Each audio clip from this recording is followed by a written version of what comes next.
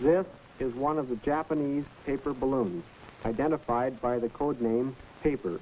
The unit carries up to 4 10-pound incendiaries and a central payload of about 60 pounds of incendiaries or anti-personnel HE bombs to drop on the west coast of the United States and Canada. It is then supposed to destroy itself. Several defective units, however, have come to Earth at various locations. Some of these have been recovered, sufficiently complete for detailed analysis and investigation. Back plots from available data indicate that the balloons are released in Japan, probably from the Nagoya district, at about 30,000 feet under prevailing wind conditions reaching velocities of about 100 miles per hour. It takes approximately 4 days to make the crossing during the winter months, when wind velocities are highest. During the rest of the year, velocities drop so greatly that a successful balloon crossing would be rare. These units have been found in areas ranging from Alaska all the way south to the Mexican border.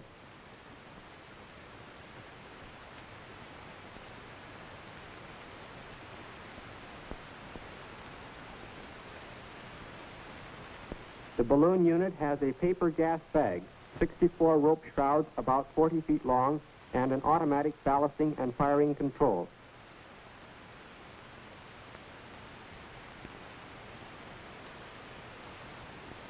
The ballast consists of sand in paper bags. The payload is usually made up of incendiaries and possibly one or more anti-personnel HE bombs.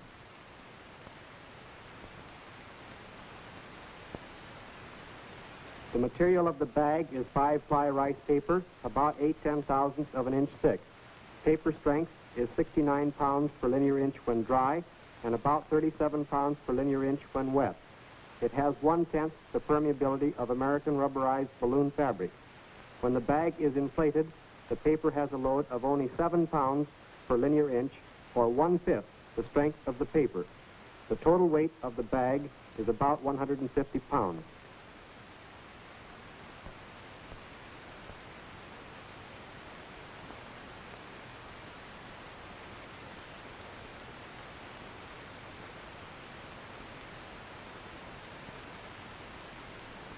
The bag is 33 feet in diameter and holds 17,500 cubic feet of hydrogen gas.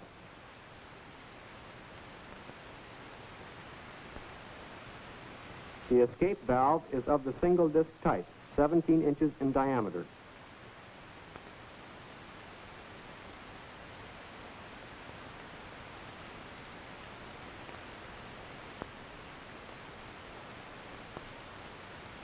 It is made of pressed steel and has a rubber gasket for a seal. Pressure is regulated by a spring. Release pressure is set for 9/10 of an ounce per square inch. The valve is mounted on a 3-leg spider bracket. This is the business end of the balloon, an extremely ingenious device for maintaining a fixed altitude of 30,000 feet and for dropping the payload.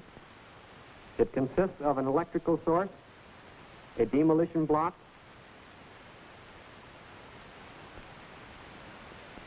a box containing 4 aneroids,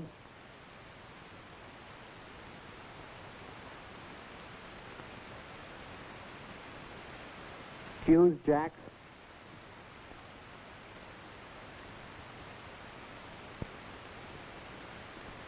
switches, blowout plugs which support the bags used for ballast,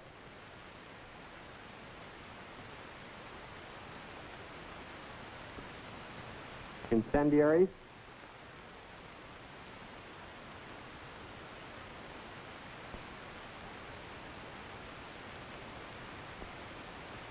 and a central payload.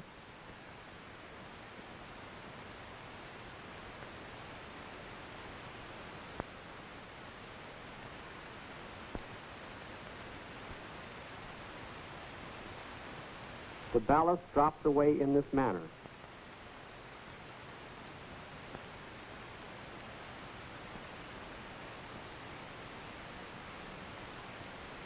Sandbags, incendiaries, and central payload are suspended by means of T-hooks which fit between the blowout plugs. Though they are intended to fire in pairs, blowing either one releases the T-hook.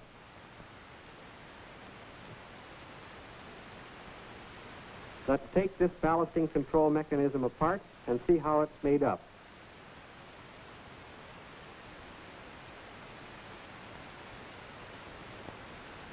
First, the fuse to the demolition block is pulled out.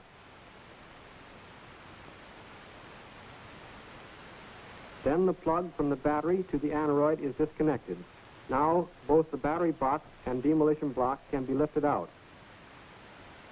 Here is the platform on which the battery box and demolition block made their Pacific crossing. The demolition charge is a 2 1/2 pound block of picric acid detonated by a fuse. This charge is supposed to destroy the ballasting mechanism. The battery case consists of 3 celluloid-like boxes, and airspace provides some thermal insulation. A 20% solution of calcium chloride in the middle box acts as a thermal overcoat and is sealed by a rubber plug. The solution helps to ward off freezing of the battery at night and excess heating during the day. The battery within a third box puts out 2 volts and about 10 amps on short circuit. It is a lead-acid wet cell type with 5 plates. Spacers maintain a uniform airspace between the outer boxes.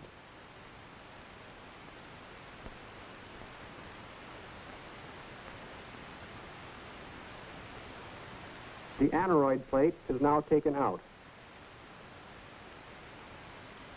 These are the aneroid barometers. The master aneroid is in the center of the board. The 4 aneroids are connected to the battery by wire leads. This aneroid is set for about 27,000 feet. The setting can be adjusted by turning this screw.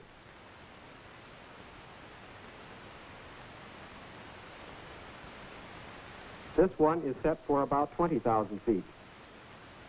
It works on a straight make and break contact and can also be adjusted.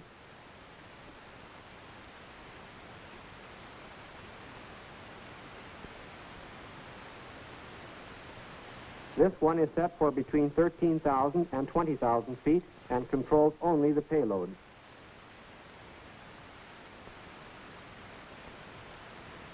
The master aneroid, covered with a cap, controls the dropping of the ballast. Unlike the other 3, it does not close the circuit at a fixed altitude, but only when a preset pressure decrease occurs.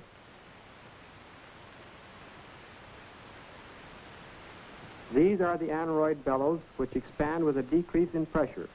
Attached to the bellows is this post, which, in turn, moves the arm through contact at this friction clutch. The arm is pivoted here. When the post rises, the arm is raised, and the contact is opened.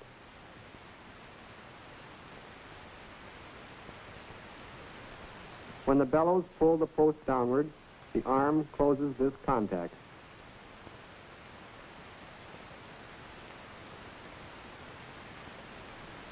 Some of the units are different in that all aneroids are covered instead of just the master aneroid, as on the board to the left, as a further protection against weather, no doubt. In addition, some covers have a triangle painted on them.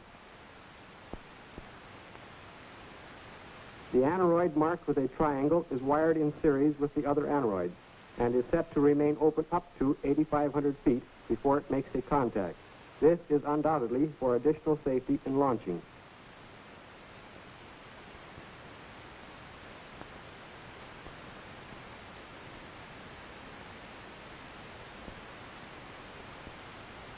The difference is easily detected because the contact rod is above the contact loop. When the balloon is launched in Japan, this plug is pulled, igniting the long launching fuse, which takes about 55 minutes to burn through to the first jack plugs. During this time, the balloon ascends rapidly until it reaches 30,000 feet, its operating altitude, and starts eastward. When the fuse burns out, this jack plug blows,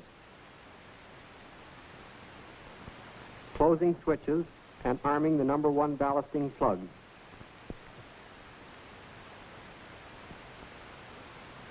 The master aneroid is now in control.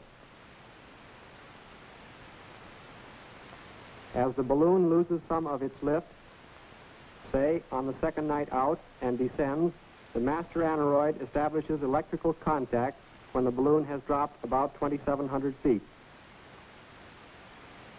This contact causes the ballasting plugs to blow, dropping the sandbags suspended between the two plugs in number 1 position. Again, the balloon goes back up to operating altitude.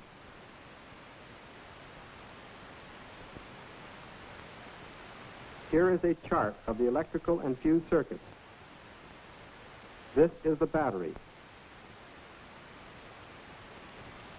This master aneroid completes the circuit when the balloon drops 2,700 feet from operating altitude. Should the master aneroid fail, this one takes over and makes contact at 27,000 feet. Should both fail, this aneroid will close the circuit at 20,000 feet. These switches close when the fuse ends blow out of the upper aluminum ring and arm the electrical circuit. The number 1 plugs are ready to fire.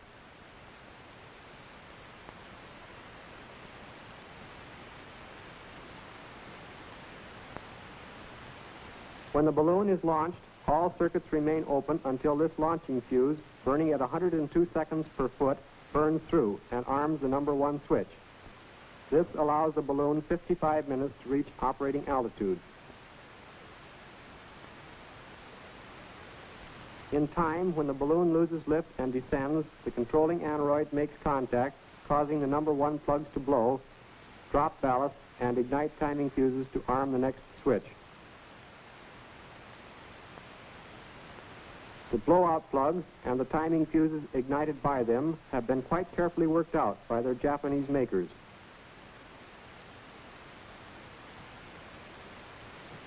The blowout plug, shown here in cutaway section, consists of a chamber for the powder which blows the plug from the ring. This is connected by a small hole to the squib chamber.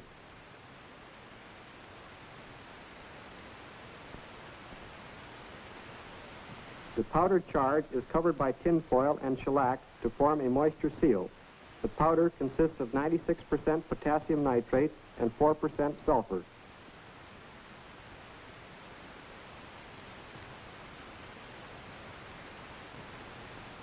The squibs function on the same principle as American squibs, but are much more complicated in construction. The flame from the squib passes through the small connecting hole. Thus the powder burns relatively slowly from the center to the outside. The plugs are eased out, and the rocking of the ballast unit is minimized. The powder flame from the plug ignites the timing fuse leading to the next jack switch. The brass fuse connections are vented for escape of gases. These vents are also moisture sealed. These fuses burn at the rate of 70 seconds per foot and require 2 1/4 minutes to burn through. This allows the balloon time to rise above operating altitude. The fuse finally ignites the powder charge in this chamber of the jack switch connection.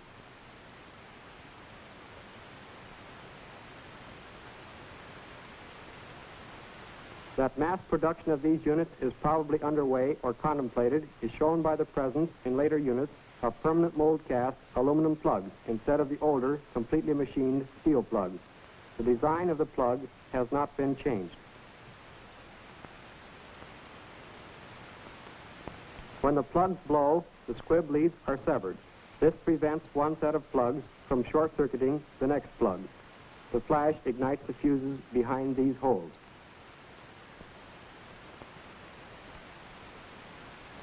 From the number 1 plugs, the fuses burn to the number 2 jack switches on the opposite side of the ring. These blow, permitting the jack switches to close and arming the number 2 ballast plug. When the balloon has again dropped a preset distance, the master aneroid makes contact and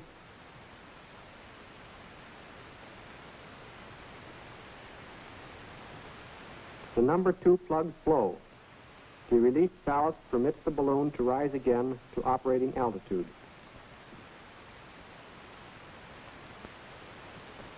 Meanwhile, the blowing of the plugs has ignited the fuses to the number 3 jack switches on the opposite side of the ring. When these jacks blow, the number 3 ballast plugs will be armed. Fuse leads are ignited by the number 1 plugs. The 2 1/4 minutes of burning give the balloon time to rise to operating altitude. The number 2 switch closes and arms the number 2 plugs.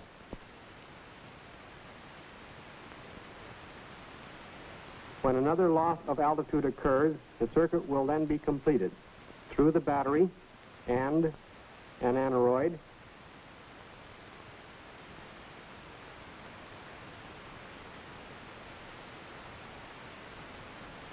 blowing the number 2 plugs, and again igniting timing fuses.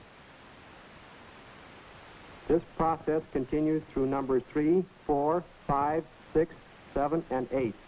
However, when the number 9 jack switch is closed, this arms not only number 9 plugs, but also one of the plugs supporting the payload.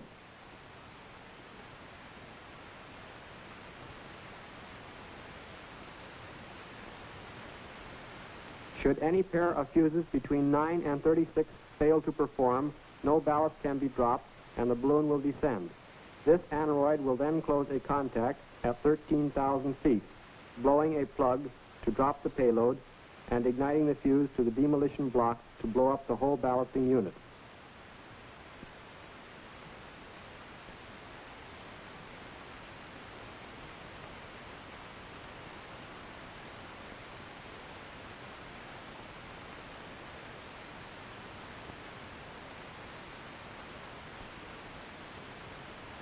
The payload is fastened to this T-hook and suspended from these 2 blowout plugs in the bottom center of the ballasting ring.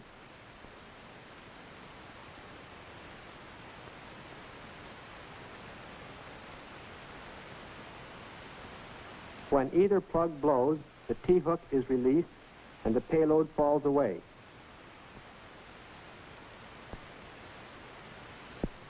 The blowing of the payload plug in the number 9 circuit also ignites the fuse leading to the demolition block.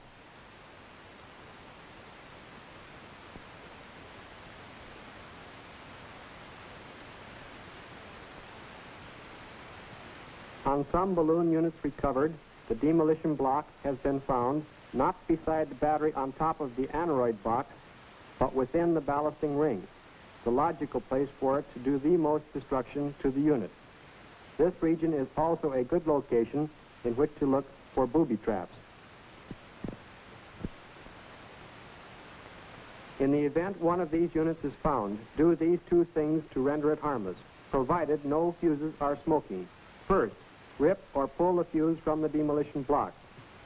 Second, unplug the battery lead. If the fuses are smoking, stay away.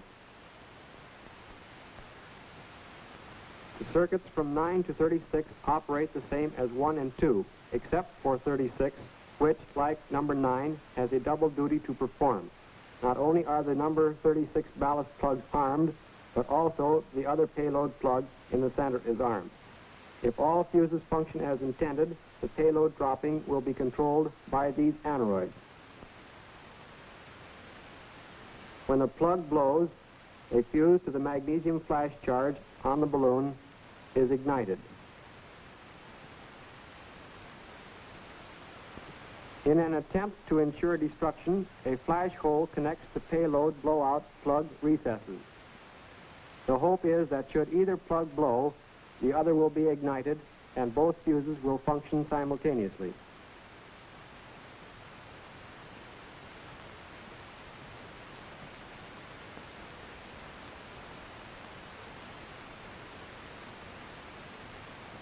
This is the 4th day out, and as the last sandbag is dropped, only the payload remains.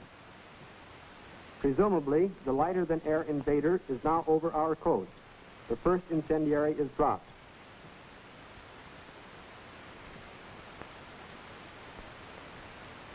There goes the 4th one. Now only the central payload is left.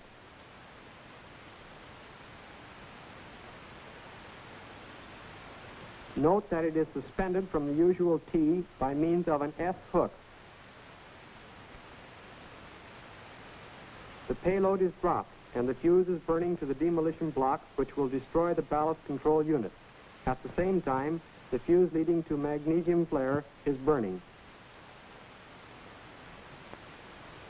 Freed of the weight of the ballast control unit, the bag sails up to higher altitudes, where the magnesium flare will ignite the highly inflammable hydrogen. Such are the facts about this ingenious menace. It may come over in larger and larger numbers. Its makeup may change. It may be larger and more destructive than at present. It can be detected by radar or reported by ship and aircraft lookouts. Defensive measures by all services are in operation to meet this menace.